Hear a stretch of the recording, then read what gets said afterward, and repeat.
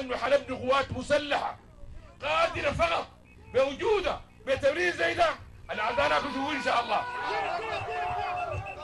واي واحد عارف انه في قوات مسلحه سودانيه جاهزه عشان بيمد ايده على بلدي تقطع عليه، واللي بيرفع عينه على بلدي يقدوا عليه.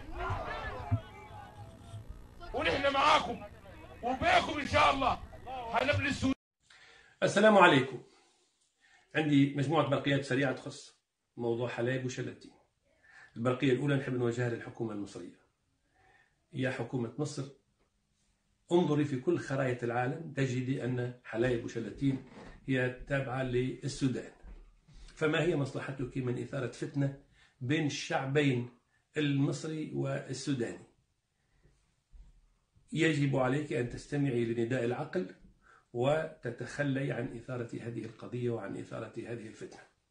البرقية الثانية للرأي العام المصري: لا تنساقوا وراء حكومة السيسي في افتعال مشكلة مع أشقائكم في السودان.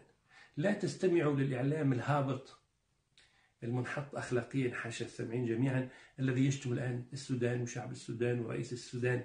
هذا عيب وما يصحش. لا تكرروا الخطأ الكبير اللي وقعت فيه مصر كلها بسبب ماتش الجزائر ومصر قبل سنوات في كأس العالم، وحفلت وسائل الإعلام المصرية بالشتيمة المقذعة الخايبة للجزائر شعبا وقيادة وثورة.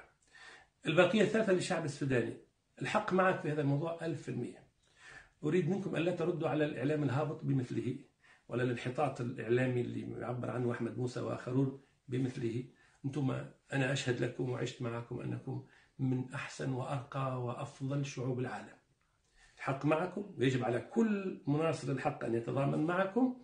وكونكم أنتم المصريين أشقاء، هذا لا يعطي للمصريين للحكومة المصرية أن تعتدي وتسطو على أملاك الشقيق وأرض الشقيق. هذه سرقة موصوفة جزاؤها في الشرع قطع اليد. فأنتم اثبتوا على حقكم، وأنا شخصيا محمد الهاشمي الحاملي متضامن معكم 5000% في صفحتي في فيسبوك، في صفحتي في تويتر، وفي قناتي المستقلة. بحبك يا السودان وبحبك يا مصر، لكن أحب أنكم تكونوا ماشيين بالحق وبالعدل وبالإنصاف. تحياتي للجميع.